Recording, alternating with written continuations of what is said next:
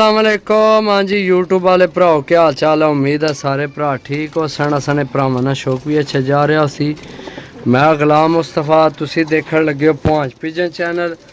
जी दोस्तों, अपने भरावां वास्ते लैके आए हैं जनाब बहुत अच्छी तो मुनासब डील। ए पैरामोजी है पट्ठी वाली सही है।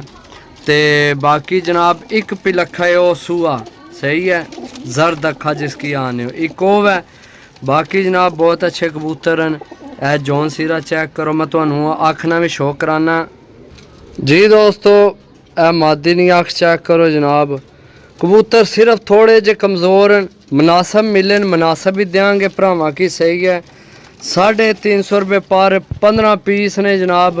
तुहानू एक दो मानी और अख चेक कराने। जी दोस्तों, सियालकोटी जनाब चेक करो सही है। ए पीस है सियालकोटी सही है। हूँ इतने धुप बड़ी तेज़ हुई है तो मनु आपू खास नज़र कोरी आपने पे मोबाइल में सही है। ए पीस ने जनाब, ए पट्ठी है सही है जॉन सीरी। ए जनाब ए नहीं भी तुहानू मैं अख चेक कराना, तबीयत थोड़ी राजी होएगी। जी दोस्तों चेक करो जनाब, जोड़ियां वाली यकीन करो बस। ए जोड़ियां पाओ।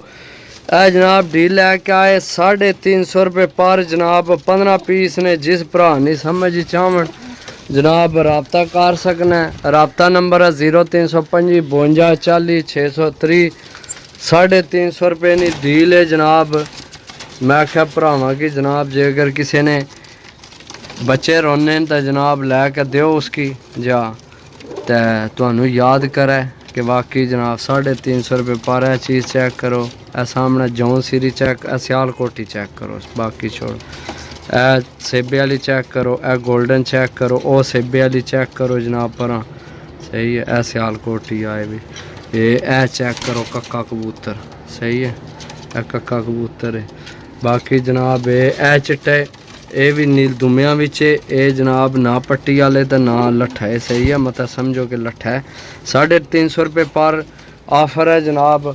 मुनासब मिलन जनाब। एक यार दोस्त है, उन्होंने किसी निक्के रखे सन तो वह आने यार देने तो जनाब 350 ने हिसाब तो मैं लेन तो मैं चलो यार 350 ने हिसाब से ऑफर लगा दिए सही है। चेक कर लो जनाब। ए सारे कबूतर ने टोटल 15 ने। ए चेक करो गोल्डन पीस सही है। ए बाकी जनाब मिलसा अगली वीडियो, तब तक इजाज़त दो। अल्लाह सोने ने वाला अल्लाह हाफिज़। एक मिनट सामने आ तू ए चेक करो सही है। ऊँट चेक करो जनाब 350 रुपये पर।